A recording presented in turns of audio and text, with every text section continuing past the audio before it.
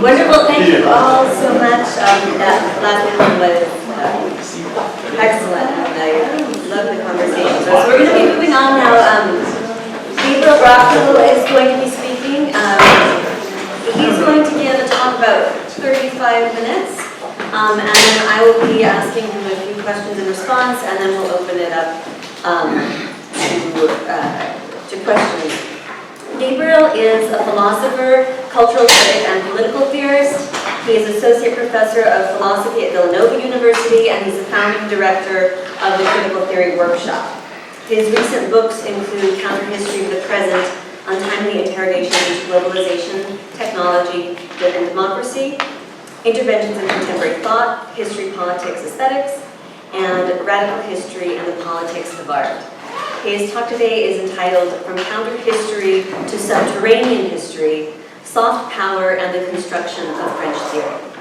Great. Well, thank you all for coming. I'm very excited to be here, and it's great to follow up on the conversation that we just started, because I think that a lot of the things that I present will overlap with some of the concerns that were expressed in the Q&A. I do want to thank Andrew Baird and Jennifer Ponce, who are the co-organizers of this event. It's as well as the English department, and it's exciting to do an event under the framework of the Critical Theory Workshop, which has been a summer program that we've been running in Paris for years, but we're really interested in developing these types of conversations around contemporary issues in Philadelphia. The talk I'm going to present is in two very distinct parts. The first outlines a counter-history of French theory by drawing on a lot of the work that I've already done, but the second then opens up and is a bit more exploratory, and it looks into what I'm going to refer to as subterranean history, and is related to my current book project. I'll say more about that in a second. So the first part is counter-history.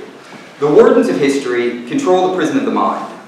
They police the borders of political possibility by constructing historical imaginaries that dictate the very nature of what has happened in the past in order to delimit and contain future possibilities. In the current conjuncture, this consists in the production and maintenance of a historical and political imaginary that consigns revolutionary politics to an antiquated and barbarous past, while daily teaching us that there is no alternative to global capitalism. Counter-history, as I understand it, is the collective project from below and to the left of an orchestrated prison break. It is the collaborative task of liberating us from the dominant historical and political imaginary of modern capitalism, not simply by countering its reigning narratives, but also by constructing alternative logics of history. It has many roots that cut across multiple traditions, such as Marxist, anti-colonial, anarchist, and indigenous. The term counter-history itself has been used by thinkers like Domenico Losordo in his masterful work, Liberalism and Counter-History, and I've employed it myself in my most recent book. I do think, though, that it's terminology that would be appropriate for describing the work of figures such as Raoul Libecki, Ward Churchill, Eduardo Galeano, Daniel Guérin, and, in my opinion, Kristen Ross, but since she's here, she can speak for herself.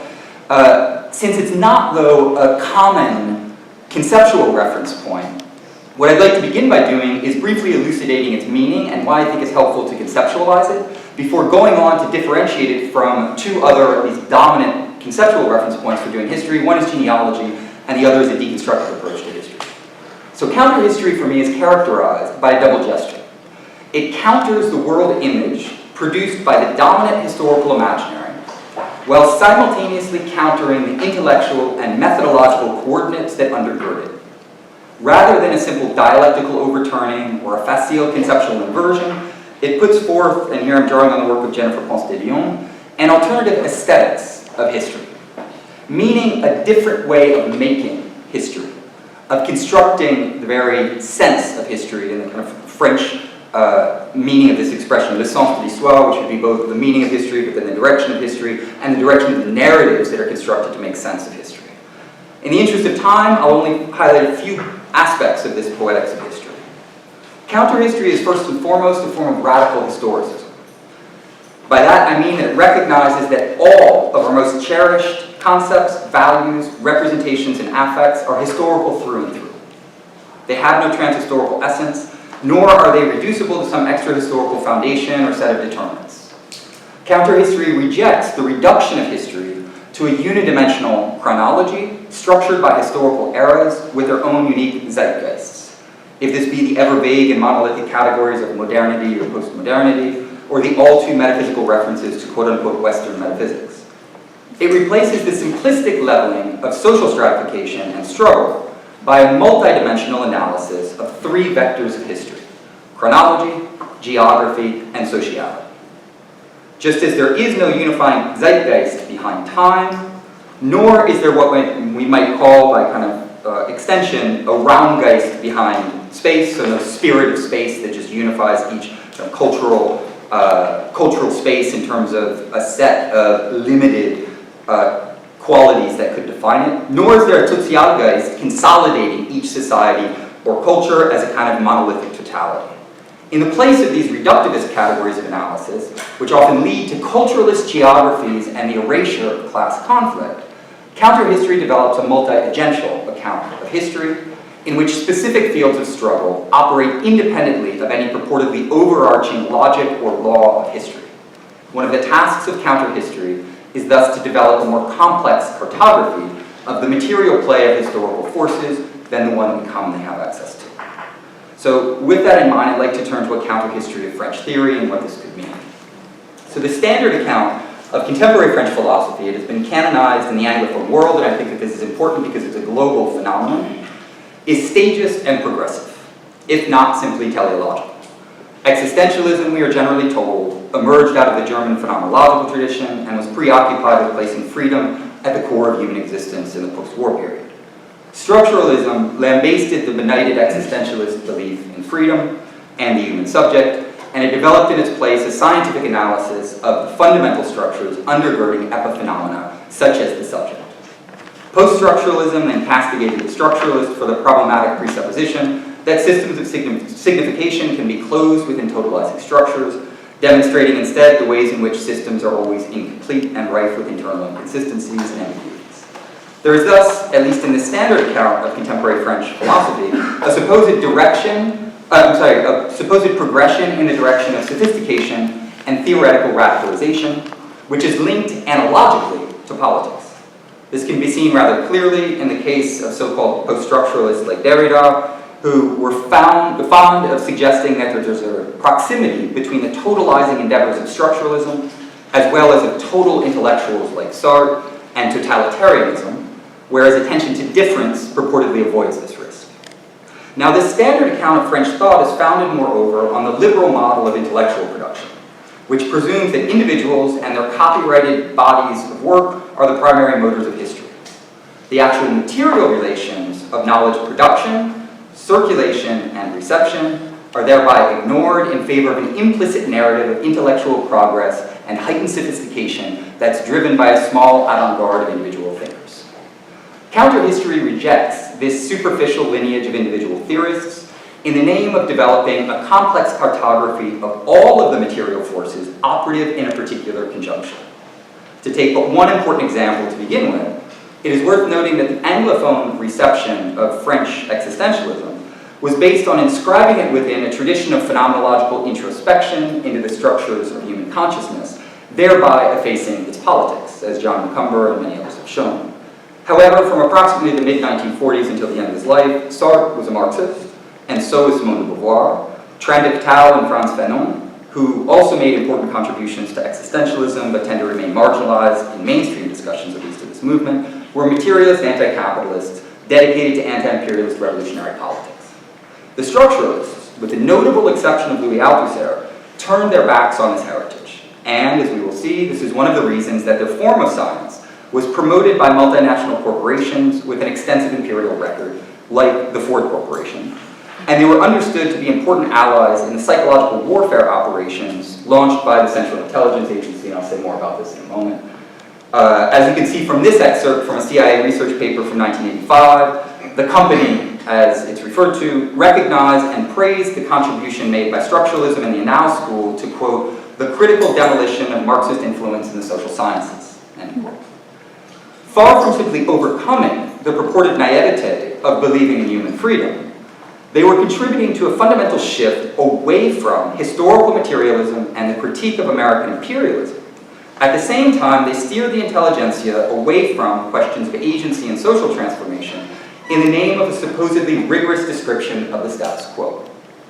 Moreover, What is referred to as post-structuralism is not endogenous to the French context of the 1960s and 1970s, but is rather an Anglophone invention that's been retroactively projected onto a field of intellectual production in which it was generally understood that the work of Derrida, for instance, was a continuation and a radicalization of structuralism rather than a break with it.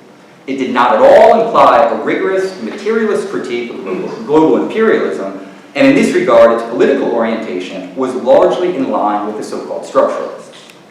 One of the reasons that this rightward shift of the most visible elements of the French intelligentsia might be difficult for some to see is the way in which French theory has been marketed in the Anglophone world and developed into a global phenomenon. One key factor is the analogy between French theory, by which I mean very specifically the work of figures like Foucault, Derrida, Deleuze, León, etc., and the events surrounding 1968. Just as the avant-garde spirit animates the so-called 68 thinkers, so did a revolutionary aspiration traverse the militants involved in 68. Now, this analogy is so powerful that it is extremely rare to find anyone who feels obliged to historically demonstrate the basis for it. Now, this is rather fortunate for the perpetuation of the myth of 68 thinkers, precisely because there is no material basis for it. For the most part, these thinkers were not involved in the mobilizations of at the time, or in their preparation, nor did they defend the movement. Foucault is probably the most famous case because he personally participated in the Gaullist governmental commissions that pushed through the university reforms, which has often been identified as one of the sparks for the student protests. He was thus clearly on the opposite side of the barricades, and he did not jump over them to assist the students, but instead kept his distance, including when he briefly returned from Tunisia to France in the month of May '68. Derrida participated in a very circumspect and limited manner in one General Assembly and one march, but he explained on more than one occasion that his heart was not in it, and then he was critical of the activists, and that he was not a quote-unquote 68er. Bourdieu said as much as well, and his collaborator Jean-Claude Passeron has described how they were grading papers in Parisian cafes during the uprisings. Bourdieu was the only director of a research center at the CNRS to keep operating in the month of May, and it was a research center that he was running for the anti-68er par excellence, to whom he owed his first academic position, Raymond Aron. Lévi-Strauss and Barthes left Paris, and we could go on with the list. I've done this in a detailed article forthcoming in a book with Oxford University Press. Those intellectuals who actually did participate in the movement, either directly in the events themselves or in the organizing endeavors leading up to them, people like Sartre, Castoriadis, Claude Lefort, Lefebvre, were largely recognized as the opponents of structuralism, which they identified as the ideology of capitalist modernization. Kristen Ross has written very convincingly on this, on precisely this issue. The analogy then between French theory and 68 is thus the result of what I would propose to call historical commodity fetishism. The actual social relations operative in the conjuncture are masked behind the enchantment with a luxury product, French theory, of the global intellectual industry. Just as the anti-capitalist revolutionaries involved in the movement surrounding 68 have been largely sidelined from French theory proper, the symbolic value of 68 has been recuperated as a marketing slogan to promote the purported radicality of those who are generally opposed to the movement.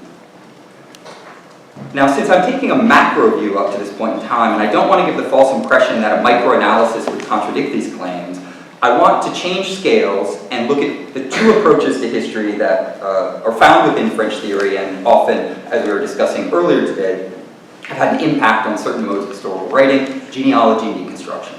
Now, genealogy as a historical project emerged in the work, of course, of Friedrich Nietzsche in the latter half of the 19th century and has been further developed by Michel Foucault, and it's best understood as a conservative offshoot from counterhistory.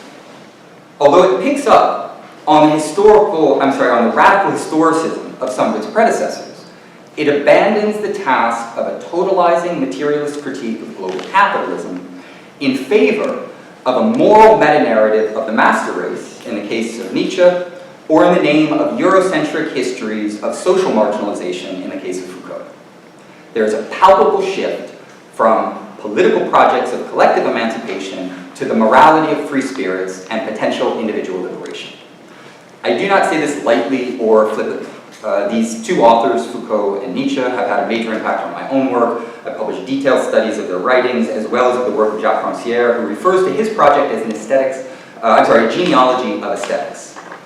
However, it's crucially important to recognize that genealogies such as theirs are not directly linked to collective projects of socioeconomic emancipation.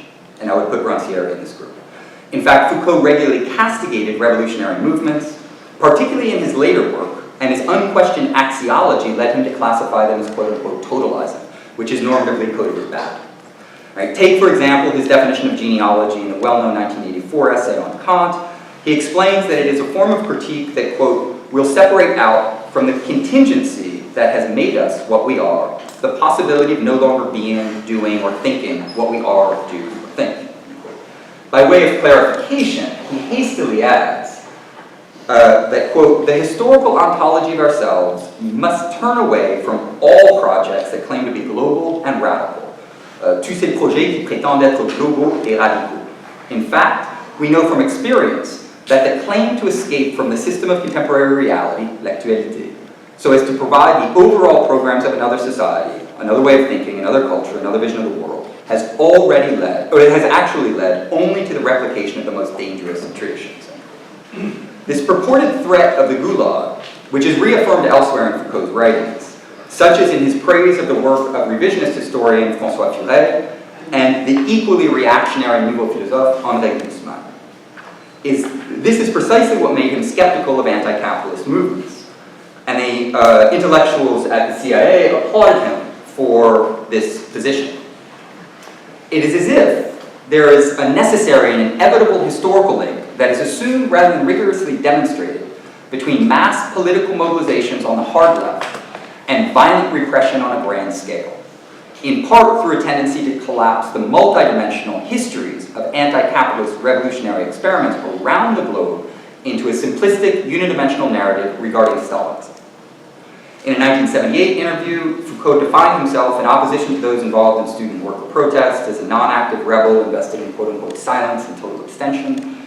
Although he obviously enjoyed indulging in autobiographical fictions, and this isn't perfectly true, he goes on in the same interview to criticize the women's and gay liberation movements for being organized around sexual categories and demanding, quote, subordination to specific ideals and objectives, end quote. Describing these movements as forming private and exclusionary clubs, he draws the following conclusion, as you can see from the quote: true liberation means knowing oneself. La véritable libération signifie se connaître soi-même, and can often not be realized by the intermediary of a group, whichever one it may be. This is very similar, by the way, to Rancière's repeated descriptions of the worker Gabriel Rockhill, whose emancipation would consist in briefly gazing out the window as an interruption of the workday.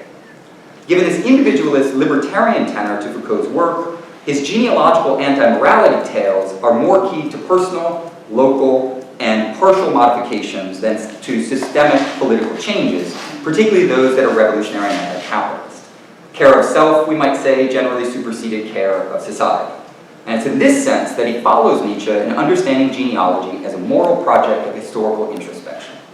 Although it might, and often does, contain certain political elements in the diagnoses, it is generally opposed to, and normatively codes as bad, the systematic remedy of collective social action.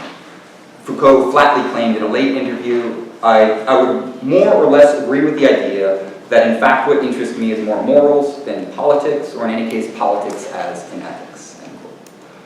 Now deconstruction is even further far afield from the project of counterhistory, although like genealogy, there are elements of mutual influence, and I've described some of my own counterhistorical work as a form of materialist deconstruction in a very specific sense.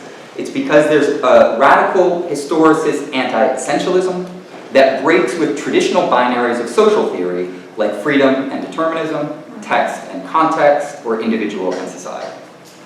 Now, just as genealogy has its roots in Nietzsche's defense of the morality of the master race, and I think that this is important because usually the way genealogy is used in contemporary intellectual context is that it's good history or critical history. The place that it comes from is a master narrative about the noble race in the Nietzschean sense.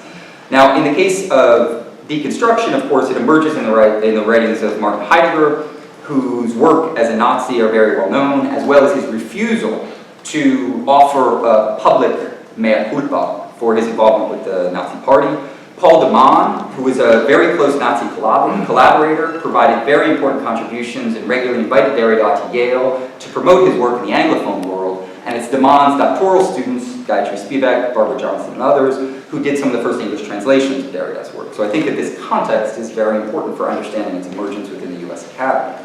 Now, Derrida himself, of course, was not a revolutionary thinker, nor was he invested in anti-capitalist and anti-imperialist organizing. There's much that could be said about his focus on political liberalism and his attempts to deconstruct it internally without opening up a revolutionary perspective. For the purposes of this presentation, though, I'd simply like to foreground the historiographical and hermeneutic parameters of his theoretical practice. Unlike someone like Foucault or Rancière, he focuses, for the most part, on isolated canonical texts which he proposes to analyze internally. He's not concerned in any serious or rigorous fashion with the material constitution of these texts, including how they're produced, circulated, and received across the three dimensions of time, space, and society. In his well-known interpretation of Plato, to take but one example, he never mentions the fact that we actually have nothing from Plato's hand. The oldest manuscripts go back to the 9th century, and that the Platonic corpus was only consolidated around the name of a singular author in the early 19th century with the work of Immanuel Becker. In other words, the text of someone named Plato is the result of a very specific material and historical construction that he ignores in favor of the naturalizing assumption that the hermeneutic object of the individual, the limited, philosophic corpus has always existed.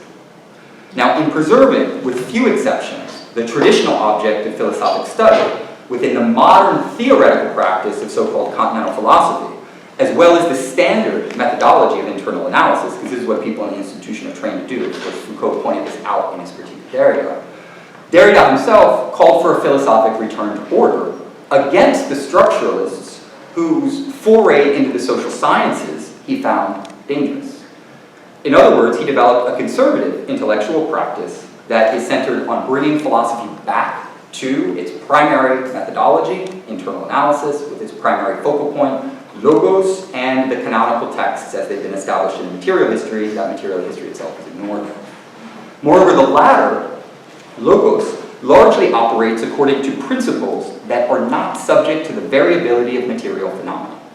And the conceptual distinction between what is the case in principle and what exists in fact is at the very core of Derrida's project. Ultimately, this means that there's a form of logocentrism and idealist essentialism that haunts Derridean deconstruction. Now, this is a bold claim, of course, and it would need to be diligently elucidated, which I have at least tried to do in my own work, but I'll just give you one very concrete example.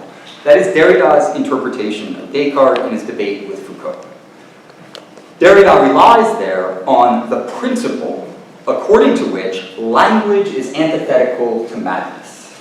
And this principle is a principle that he advances as being inherent in the essence and the very project of all language, de tout langage en général. Right? So a lot of times when people understand Derrida as being an anti-essentialist, or at least that being his reputation, they don't read the regular insistence on the essence of language, the essence of the Western tradition, the very nature of things, all of these kind of very robust universal claims. What Derrida does in this regard is then he puts forth a structural opposition that's an opposition in principle that actually contradicts the material traces that we have from Descartes' own writings. He overlooks the very patent fact that Descartes argues across his entire corpus that we can only know if a being is mad if he or she shows signs and material signs of that madness, of a mind that is mad. The use of language is one of the primary ways in which this is done, and Descartes emphatically asserts that we can only know the mad are mad if they speak and show material signs of their madness. Indeed, a close reading of the Meditations reveals, in contradistinction to the idealist, logocentric principles that spectrally govern Derrida's interpretation, that the mad only do one thing in the Meditations. They speak. In a famous line debated endlessly by Derrida and Foucault, Descartes uses a single verb, which I have here, to describe the activities of the mad. They assert things, and I've given you both the Latin original text and the French translation that was overseen by Descartes himself. They assert things that are obviously false, and moreover, they do it firmly and constantly. So they not only speak, but they do it constantly. In other words, the mad then only speak, and in relationship to Derrida's principal opposition between madness and discourse, we obviously have a materialist disconnect from that. Derrida prefers, though, to rely on the abstract universal law of the essence of logos, which is inscribed in the grand spectre of Western metaphysics, that does not allow him to read these material traces, regardless of how close his readings purport to be. So against this backdrop, I'd then like to shift into this larger question of subterranean history. And I'll change scales once again. And in doing that, what I would like to highlight is a dimension to history that is often not foregrounded precisely because it remains just below the surface, and that there's a helpful distinction between the way in which particular cultures would produce spectacles that are the focal points for how histories themselves are written. And what I'm interested in subterranean history is the way in which certain agents of history are operative while also trying to eradicate the traces of their own interventions in history, so that their effects can be felt, but the actors themselves are not seen. So subterranean history is interested in the subhistorical, that which is trying to hide from history, and it thereby requires the knowledge of moles. Now, the dominant apparatus of knowledge, by which I mean the material system of production, circulation, and reception of ideas, has for a long time diminished or ignored the role of intelligence services in the intellectual and cultural worlds, as well as in the media, economy, social struggles, politics, international relations, etc. It cultivates disciplines focused solely on the surface effects of deep power systems that remain invisible or completely unworthy of interest. The very mention of an organization like the CIA, of course, immediately produces knee-jerk reactions about supposed conspiracy theories and ushers in all of the mass media images that pollute people's minds regarding how these organizations actually function. In fact, in the earlier conversation, one of the things that I think is interesting about the material history of the discipline of history within the United States is that there are 49 major historians who were working for the predecessor organization of the CIA, the OSS, during World War II. 36 of them then went back to work at universities after that point in time, and amongst those, 7 of them, so 7 former members of the OSS, which is the equivalent to the CIA, were presidents of the American Historical Association. Right? So the level of influence here is absolutely enormous, and I think it's precisely this kind of materialist history that is necessary to understand some of the consequences that we were talking about in the earlier panel. Now, the most widespread image of the CIA is that there are these officers who are puppet masters, and they're hidden in the shadows, pulling strings, and the marionettes act accordingly. However, if you actually study how this history operates, it's too precarious and complicated, and it's easier to track. Those who have studied the history of the agency know that the agency prefers to buy the marionette leader and have the puppets come of their own accord. Now, in the interest of time, I just want to touch on 3 specific examples, if I haven't already used the amount of time. The first is the OSS, which is the predecessor organization to the CIA. One of the reasons that this is important is because it demonstrates how intellectual production is absolutely central to the interests of the Central Intelligence Agency and all of the other agencies that work with or alongside the CIA. From its very inception, the agency recognized that psychological warfare is the most important form of war, because if you own the mind, then you can do anything that you want. And given the historical record of the United States, which includes the endeavor to overthrow more than 50 foreign governments, the majority of which were democratically elected, and the attempt to assassinate more than 50 foreign leaders, it's clear that such brutal forms of imperialism have only been able to perpetuate themselves under the cover of psychological warfare, right, by producing an image of the United States that somehow obfuscates this material reality. As the old counter-historical joke goes, as we all know, socialism looks good on paper, but in reality, you just get invaded by the US. So as an organization, the CIA emerged out of the Office of Strategic Services, the OSS, the wartime intelligence organization. It was directed by a millionaire Wall Street lawyer named William Wild Bill Donovan, and it was stocked with Ivy League university professors who were brought to Washington. The exact number of professors in the research and analysis branch of the OSS varies, but it's between 1,000 and 2,000 depending on the source. According to Raphael Downey, the research and analysis branch of the OSS was the largest U.S. research center in the first half of the 20th century and the birthplace in many ways of post-war American social science. This brain trust, forged out of the military, industrial, academic complex, would serve as the model for the CIA's research and analysis branch. And in fact, among the OSSs, I'll go through this very quickly, but you find 5 members of the Frankfurt School who are working for, 3 of them are working for the OSS, including Herbert Marcuse, Franz Neumann, and Otto Kirchheimer, 2 others working for the Department of Justice and the Office of War Information. And so they were really bringing in the kind of creme de la creme of the elite intelligentsia. In fact, of the 8 intellectuals that one often identifies as members of the Horkheimer Circle of the Frankfurt School, 5 of them were working in Washington. So the idea that the Frankfurt School was in exile in New York is actually incorrect. It was in exile in Washington. I can say a lot more about this. The second, and again, I'm doing kind of constellational history. I just want to give you 3 points so you can see the larger set of coordinates. The second is an organization called the Congress for Cultural Freedom. One of the primary goals of the CIA's intellectual war was to discredit communism as a political philosophy and coax the intelligentsia towards what they referred to as the compatible left, meaning the liberal and social democratic left that, like the major thinkers affiliated with French theory, was not overtly opposed to capitalism and US imperialism. The CIA's activities were virtually unlimited, as was its budget, and it infiltrated and took control of unions, political parties, civic organizations, church groups, student associations, feminist organizations, on and on and on. And one of the most expansive operations was the Congress for Cultural Freedom, which Hugh Wilford has described as one of the largest patrons of art and culture in the history of the world. Established in 1950, it promoted the work of intellectuals, if you want to call them that, like Raymond Aron and Hannah Arendt, over and against their hated enemies, Sartre, de Beauvoir, Fanon, etc. At its peak, the CCF was operating in 35 countries. It mobilized an army of 280 employees, published over 20 prestigious journals, held international seminars, organized numerous art openings and exhibits.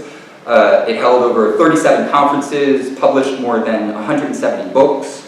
It ran Forum Service, which was a press service that served 600 newspapers and had 5 million readers.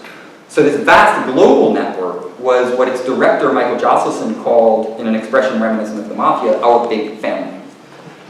From Paris, the CCF had at its disposal an international echo chamber to amplify the voice of pro-American and anti-communist intellectuals and artists. Its budget in 1966 was $2 million, which corresponds to $16 million today. And when it was revealed the same year that the CCF was a CIA front organization, it's the Ford Foundation who agreed to take over the totality of its budget to save the organization and continue its work under a slightly different name. Josselson's big family was, of course, part of a much larger organization that Frank Wisner of the CIA referred to as his mighty Wurlitzer, and this was the control of the global press apparatus. The New York Times, CBS, and Time Incorporated were the triumvirate at the heart of this and had not only very close ties, but the director of the New York Times signed a confidentiality agreement with the CIA, and there's tons of great literature on precisely how this operated. So just to say that this is a much bigger story. But the last thing that I'd like to turn to, and this will kind of take us full circle and allow me to wrap up, is the international political economy of the theory industry, and more specifically coming back to French theory. Now, it's interesting to note that the grand arrival of French theory in the United States happened to correspond chronologically to the public revelation that the CCF was a CIA front organization. And this happened in 1966. More importantly, perhaps, the same organization that had wittingly been involved with the CIA in funding the CCF, as well as in supporting many of the other cultural and intellectual projects of the CIA, was responsible for funding the first major conference in French theory in the United States, the Ford Foundation. The conference in question took place at the Humanities Center in Johns Hopkins University, and it brought together Derrida, Barthes, Lacan, and many of the other structuralists. As Richard Moss has aptly pointed out, not a single Marxist was invited, with a possible exception of Lucien Goldman. The absence of Althusser is particularly notable since he just published Guerre de Capital, but of course he's a member of the Communist Party. He was a persona non grata in the land of freedom. The conference was the first major event at the Humanities Center, which was based on the model of the 6th section of the École Pratique des Hautes Études, which it was funded by the Rockefeller and the Ford Foundations. And it's this 6th section of this institution that would grow into the EHESS, or the École des Études en Sciences Sociales, where Derrida, Bourdieu, and many others taught. One of the reasons that this is important is because the CIA and the Ford Foundation recognized that the OHSS was a very important front of intellectual struggle because it allowed them to consolidate the anti-Marxists and give them an institution. in short. I'm going quickly here. But one of the founding fathers of this institution, Charles Moazed, was invited to the symposium in Baltimore. Now, the Ford Foundation had worked so closely with the CIA that the same people often moved between both organizations. Allen Dulles, before becoming the longest-standing director of the CIA, in conversation with David Rockefeller, who himself had served as a spy during and after the war, suggested that he become the president of the Ford Foundation. At the time of the Hopkins Conference, it's very revealing that the foundation's president was McGeorge Bundy. And McGeorge Bundy had just served as the National Security Advisor, so he'd overseen the Bay of Pigs invasion, the intensification of the imperialist war in Vietnam, and numerous covert operations. He was well-versed in psychological warfare and had worked in funneling Marshall Plan money to the CIA for their intellectual war in Europe. It's therefore not surprising that the Ford Foundation, which in the same year decided to take on the entire budget of the CCF, subsidized the great arrival of French theory in the United States, and that one of its representatives attended all the lectures. By contributing $36,000 to the conference and for other seminars, which is about $250,000 today, it was able to collaborate in the spectacular staging of new French thought that would have been impossible without its support, according to the organizers. Yale was, of course, involved, and Jacques Herman organized a special issue of Yale French Studies on structuralism that also almost completely sidelined Althusser and the Marxist tradition. Now, what I'm saying here is not that the Ford Foundation and its allies and the deep state single-handedly created the phenomenon of French theory. Far from it. There was a multiplicity of types and sites of agency at work, and the social logic of determinism is as limited as that of individual liberty. What I am doing is foregrounding the importance of developing an international political economy of the production, circulation, and reception of ideas. And the factors that I have highlighted, along with many more, were conducive to promoting a philosophy of the compatible left that was not overtly anti-capitalist and anti-imperialist. It is not surprising in the least that the CIA welcomed it with open arms and pointed to it as an ally in their psychological warfare operations. What coup could be greater than having the Western intelligentsia turn its back on anti-capitalist materialist critique in favor of a quote-unquote more sophisticated discourse that simultaneously had the advantage of presenting itself as the most radical discourse possible, but was actually part of the compatible left? A simple counterfactual can serve to demonstrate the importance of this question.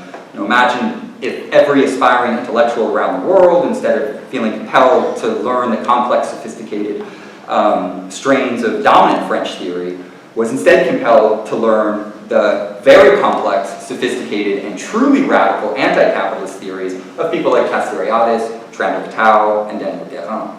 Now, in conclusion, I'd like to note that everything that I've just said regarding subterranean history of the theory industry was in fact part of the public record as of the mid-1960s, between the mid-1960s and the mid-1970s. In fact, the CIA itself, this is Thomas Braden's revelations. He was one of the main operators and published a famous article where he just lays it all out. And in 1975, the Church Committee released its detailed report on U.S. intelligence community and its abuses, in which the CIA admitted that it was in contact with, quote, many thousands of academics and, quote, hundreds of institutions. And no reform was put in place in order to change this practice. Both of these reports, moreover, both Braden's and the Church Committee's reports, were tightly controlled and overseen by the CIA, meaning that it's highly likely that they're what the company calls limited hangouts, meant to stave off more detailed investigations that would reveal an even deeper meddling in the intellectual world. However, none of the masters of suspicion of French theory has, as far as I know, ever spoken out against these operations or undertaken serious analysis of the intricate relations of power operative in the military-industrial academic complex. Given their purportedly radical critique of power and domination, it is particularly telling that the most extensive meddling in their own systems of knowledge production and circulation would remain a major blind spot to this day. I hope that my own work will serve to remedy this, as well as restore some of the real meaning and political substance to terms like radical and critical theory. Thank you.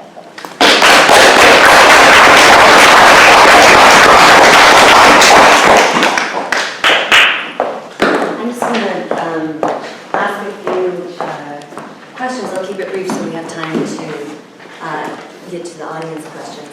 So, one of the things that's been interesting, being in conversation about Gabriel's work and my own work at the same time, we work on very different things, but I do a lot of work on Latin America during this same time period. And so I have been very concerned with that part of this other aspect of this history, because part of what you've been talking about is the history of the US's imperialist exercise of hegemony through culture on a global scale. And the other part of this history, of course, is the exercise of coercive power using military and police power, either directly or through its proxies, across the third world.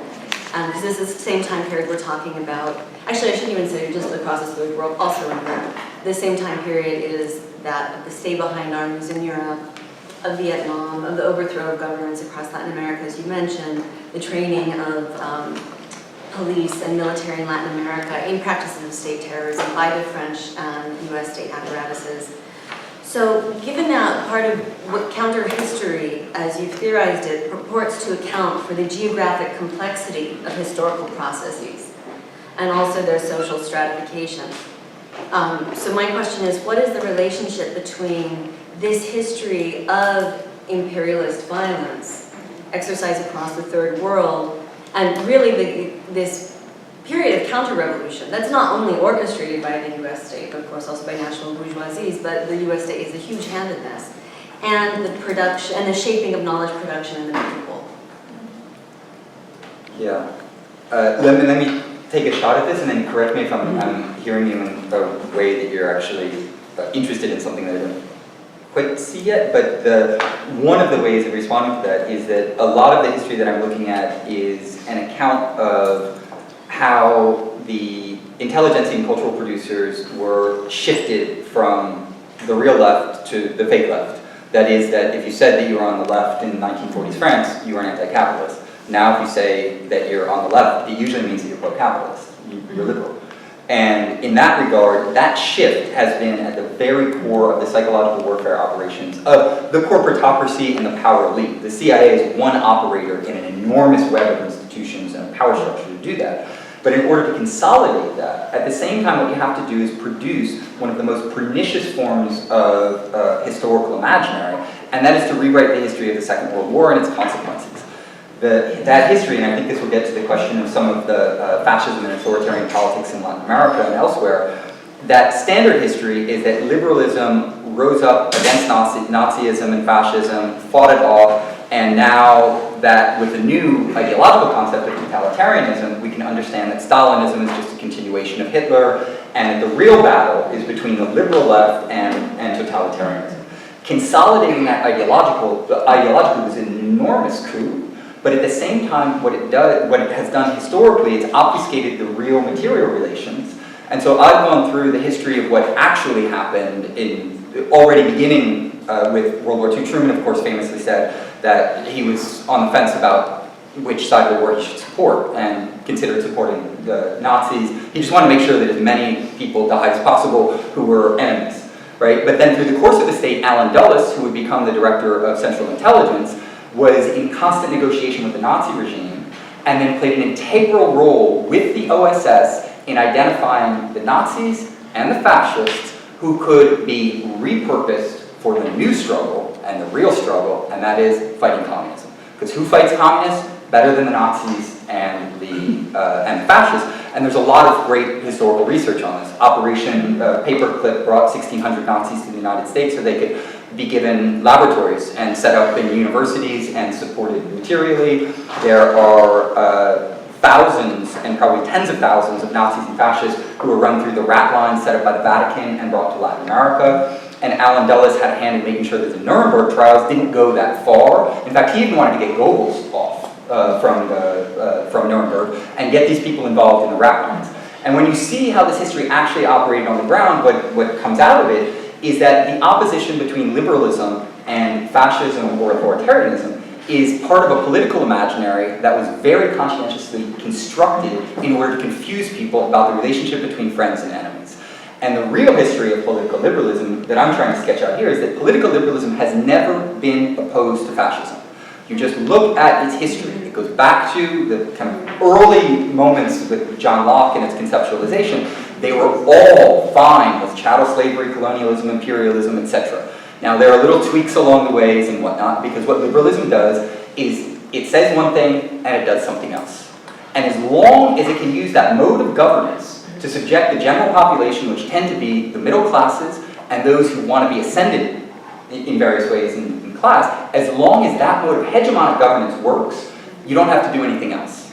But when it doesn't work, and usually it doesn't work for two primary reasons, one is you have worker struggle and pushback from those who don't want to be subjected to it, and secondly, regardless of class, you have those who identify what's actually going on, and you have a mobilization.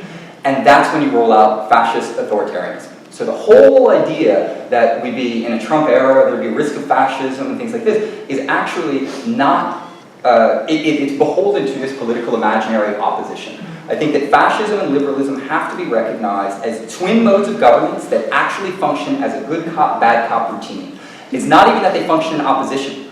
It's that if you can get what you need out of the working class by convincing them that they're free and equal and all of this, then great. But if you can't, because it's less costly, it's cost-benefit analysis. If you can't, then you bring in the bad cop who's going to pummel them. And after you pummel them, you say, oh, you don't like this pummeling? You want that good cop back? We'll bring the good cop back in, and you better believe it.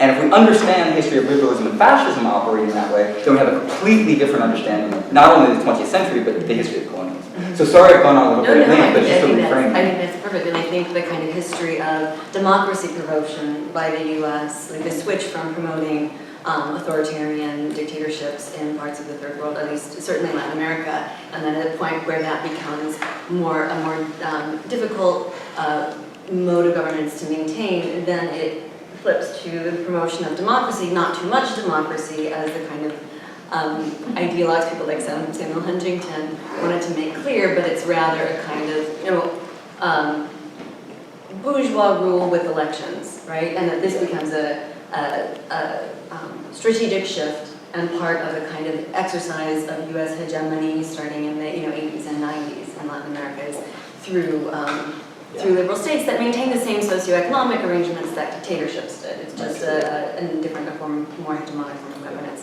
Can I say about that really quickly? One of the things that's fascinating is the history of the CIA interventions and meddling in elections, particularly in Western elections in Italy and in France, is that they would meddle in the elections, but at the same time they would prop up the stay-behind armies, which are fascistic armies basically coming out of Italy and former Nazis who were repurposed for this, and have them ready and waiting on the sidelines for coup d'etat. They did this 3 times in Italy, they did it twice in France, and there's a lot of concrete examples. And there you see it very clearly. If the election goes the way we want it, great, that's fine. After funneling money and doing all that, but if it doesn't, we're ready to come in more forcefully. And so you see it in the heart of Europe as well.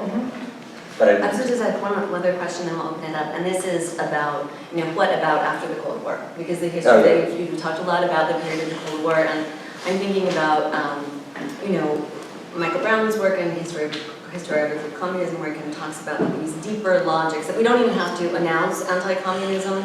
It doesn't have to say its name, because there are methods and deeper logics of discourses that have become dominant discourses in the academy that basically foreclose any kind of engagement with or even apprehension of socialist and other kinds of systemic movements and political imaginaries. So my question is, when you're thinking of the post-Cold War period and now, how did these logics, is there a continuation of these logics by other means, and particularly in French theory now?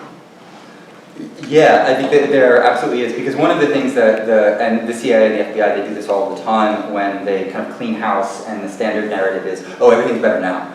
And the way everything is better is that a lot of what used to be done covertly by the CIA, particularly funding projects, are now done openly and explicitly. So the National Endowment for Democracy is a great example of it. USIA is a fantastic example of it. They have an enormous body of funds that they circulate into the literary, cultural, artistic, and intellectual production that they want to see on the world stage. And they control it. Like, if you actually see the numbers and the budget involved, there's no doubt that they have a very strong hand in doing that. The thing is, now they get away with it openly, and part of the reason for that is due to the success of this campaign.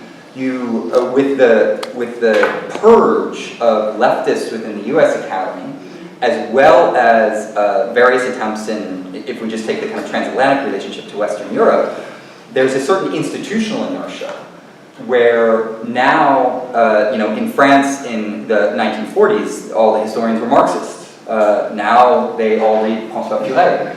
And so you have, which is revisionist, anti-Marxist, of course. And so you have a certain institutional inertia where if you can prime the pump by doing the things that the CIA was doing during the Cold War, and then you render visible through public and legal institutions some of the work that you're doing, a lot of the institutional inertia that has been established through your priming the pump carries on business as usual without you needing to meddle, which is even better, because then the institution just endlessly reproduces itself, right? You just touched on like French theory today. Some people will talk about a certain return of leftism in the work of Badiou and Rancière. I think that in the larger institutional matrix, that's not at all the case, and that we'd also have to go through and look at what it means to have a return of Marxism in the case of Badiou. That is a metaphysical Marxism and essentialist Marxism, and those two words you just can't do that. You don't get away with that in my book. You're either a materialist or you believe in some otherworldly stuff. And so that, I think, is a problem. In the case of Rancière, he's quintessentially anti-Marxist and against socioeconomic collective organizing. He's come out again and again in this way. And so I do think there are elements from their thought and from their work. They're very compelling. I'm engaged with them very extensively, but there are also limitations that would need to be highlighted. Let's go ahead and open it up for questions. Quick question. First of all, thank you. That was very provoking. I know for some of the work. I wanted to challenge a bit the framework rather than the details, the historical details, or the way you organize them, which to a degree sometimes sounds a bit conspiratorial, if that's the right word, because you stage, you involve different interests, group of interests together in the same, you throw them in the same pot. And it seems to me that there is something in the motivation there that you ignore, because you focus solely on ideology and create a binary opposition between two different ideologies, rather than seeing that sometimes different ideologies might actually work together or create temporary alliances. And let me give you an example of what I mean. So one thing is, of course, I'm sure you'll see from many of these, the people who are actually involved in the OSS and other organizations, that many of them actually disagreed with that organization, with the propaganda purposes, and I can give you specific examples of people actually who headed that department. There were Marxists in the OSS. Some of them were Marxists, some socialists, some capitalists, some reactionaries, and it's a whole pot of different ideological positions there. And the point, of course, is much aligned with the US-Russian alliance against the Nazis, which is you have to fight against a common enemy, and for that you actually align those different ideologies together. Let me give you another example, and I'll shut up. And that is, I'm working on something similar in the context of the immigration of German Jewish legalists to the state of Israel, who became part of the Supreme Court there, and translated much of their anti-fascist, anti-totalitarian constitutional theory to becoming then in the 1950s anti-Arab one. They were, some of them again, Marxists, socialists, reactionaries, conservatives, whatever. But the problem there is one of not realizing that they translate ideology to a center of power that works sometimes in a non-ideological, on a non-ideological basis, as a self-centered and self-interest dissociated of its own stated ideology or ideological discourse. So in that sense, I think, trying to be a bit more contextual and exact, precise about what sets of interest and the discourses they speak, I think might help kind of unpack the conspiratorial, framework that throws all of it into one pot.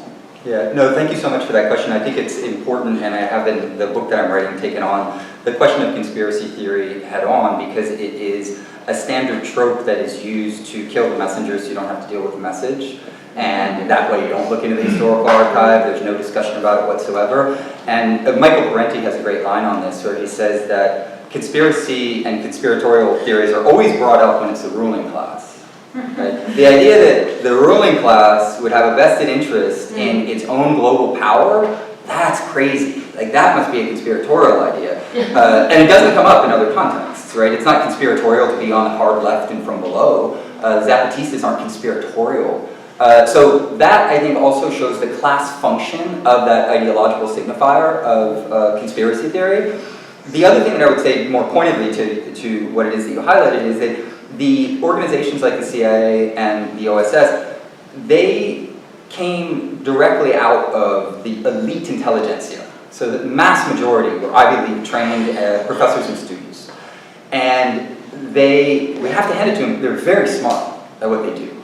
And two decisions in that regard are important. One is they knew they had to know their enemies. So they invited in Marxists and socialists. But they did that in such a way that they could understand what they were doing.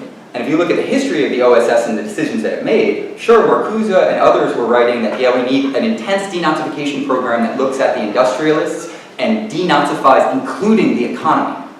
Yeah, they wrote that report. What did the OSS do? It went in and set up the Galen organization, which is they took the head of secret services on the Eastern Front and put him, he was a Nazi, put him in charge of the secret service for the post-Nazi regime. So we also have to look at how class struggle will operate in order to consolidate what might look on the surface as like a heterogeneity of ideologies, because it has a single purpose.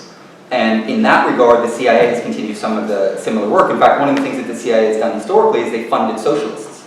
Not revolutionary socialists, but socialists who are working within party structures. And the reason that they did that is they went behind the back of Congress in order to do that, is because they knew really to kill the hard left, you have to consolidate the compatible left.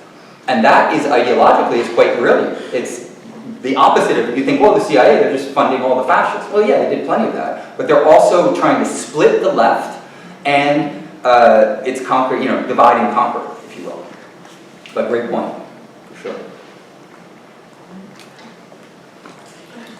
Yes, I have a question. I found your talk very interesting and provocative and raised a lot of questions. I just have one question, because you said something very interesting in the beginning when you talked about the essential historicity of thought and of ideologies in general, but nothing escapes from that. So my question would be how, you probably deal with this in your writing, so excuse me if I'm I haven't read them all either. So. The question would be then how are you using the word materialism and material forces of production? And in what sense can you sort of extrapolate from Marx to talk about global capitalism in a period which seems so incredibly different? I'm really interested as a methodological question more than anything else. Yeah.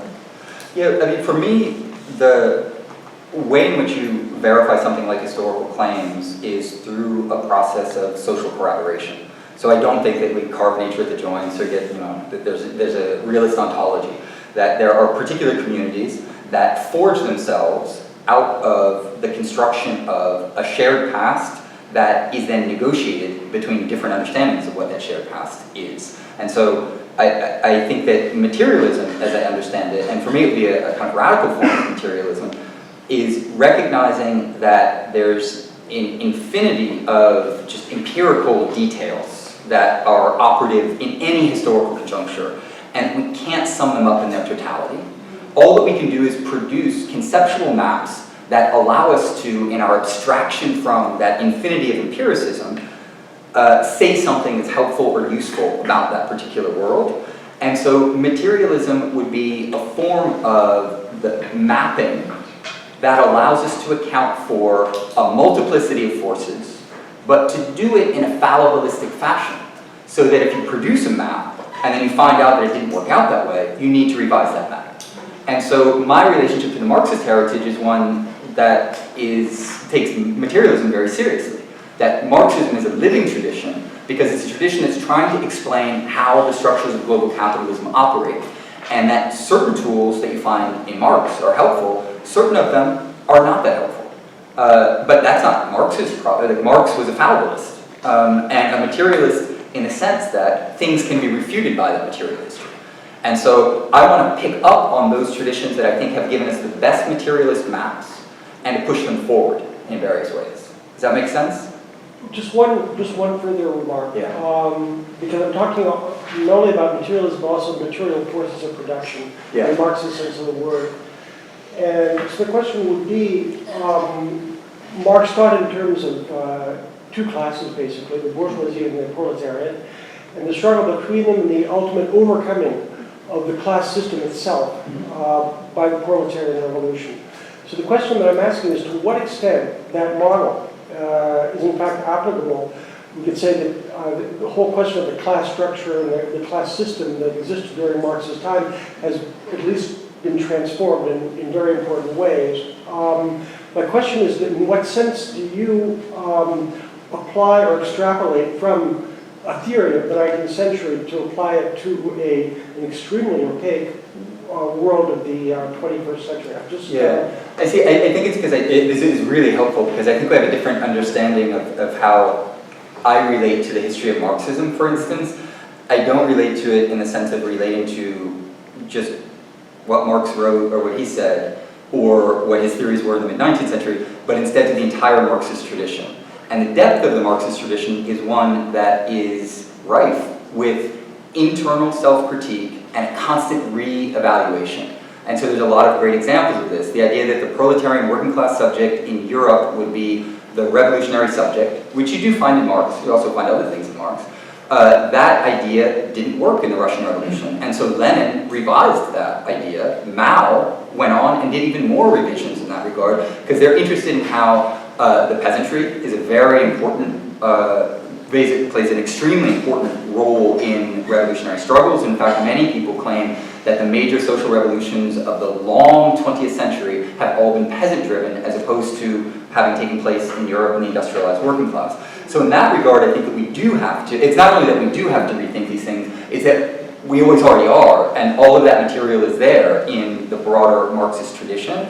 The other thing that I would say is that there are different accounts of class stratification and how exactly it operates. Castoriadis has this very great description, I think, of the pyramidal structures of society and how there's not just a very transparent relationship between the bourgeoisie and the proletariat.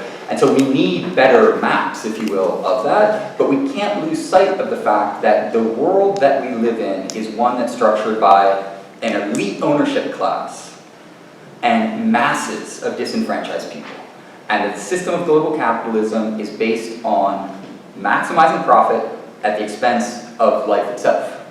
And that, I think, we have to keep our eye clearly focused on, because in changing the material models, we can't lose sight of the overall struggle, particularly in our day and age, because in our day and age, we have a really clear choice. It's the end of capitalism or the end of the world. And the end of the world's already started ecologically. People are dying all over the world from ecological catastrophes.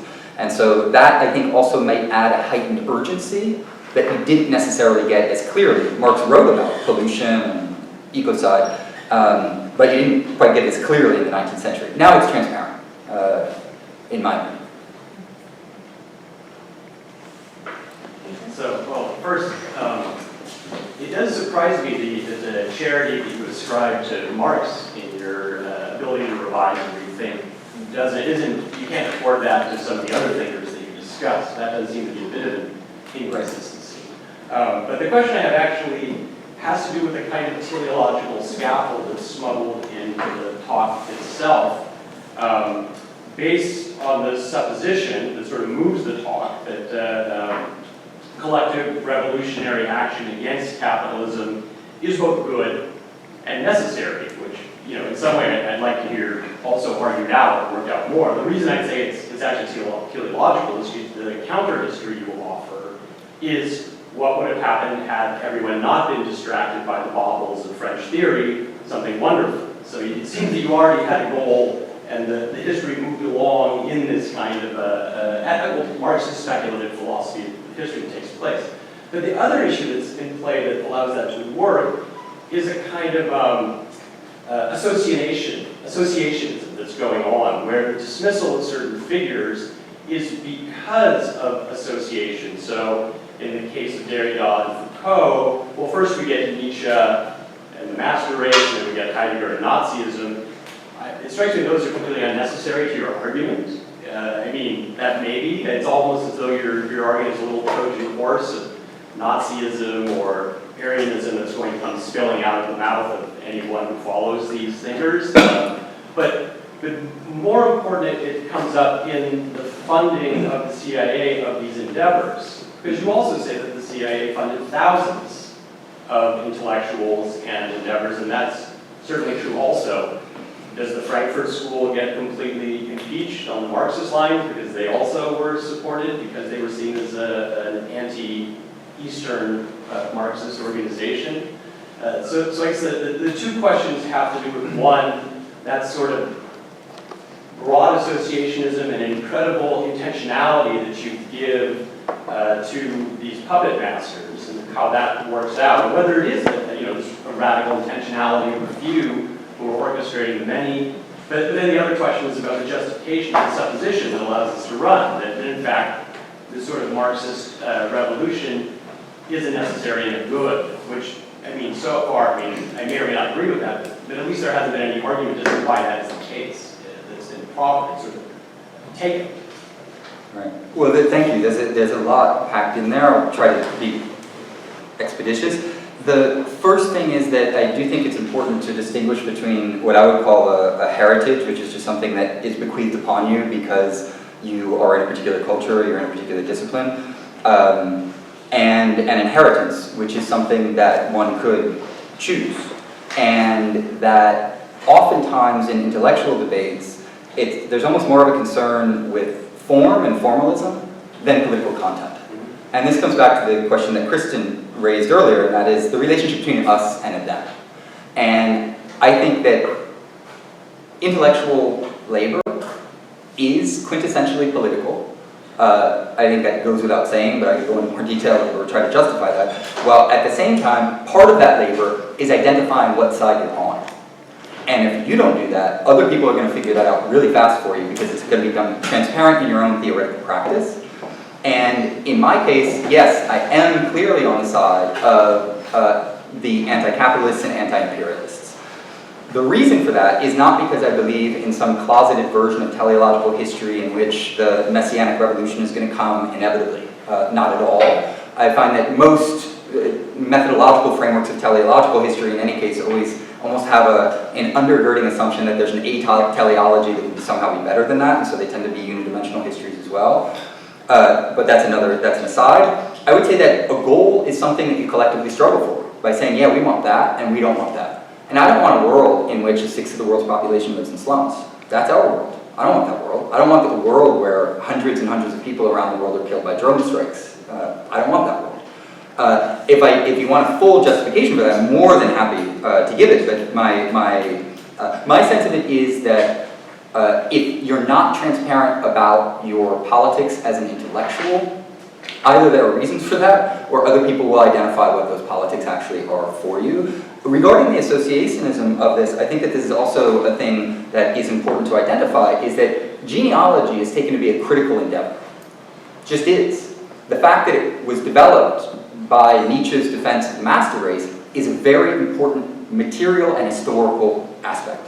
The history of deconstruction, the fact that it came out of someone who was a member of the Nazi Party and then promoted by somebody who's a former member of a former Nazi collaborator, that's political content. And I don't want to eradicate the material history of political content in the name of saying, oh, these are just forms, these are just ways of thinking. No, they're material practices that are embedded in very specific worlds. Regarding the Frankfurt School, it's true that depending on what aspect of the Frankfurt School, some of the Frankfurt School actually did receive funding, and Adorno was in contact with the Congress for Cultural Freedom because the positions that they took politically, and this is very different than the work of Herbert Marcuse, who, although he worked for the OSS, mobilized his agency against capitalism and against imperialism, and what happened? The FBI and the CIA went after him and tried to get him removed from his position, his teaching position, etc. There's a lot at stake in all of those intricate histories, but I think the core of the matter is what's the political content? What purpose is your discourse serving? Because I don't think discourses are just about formal methods.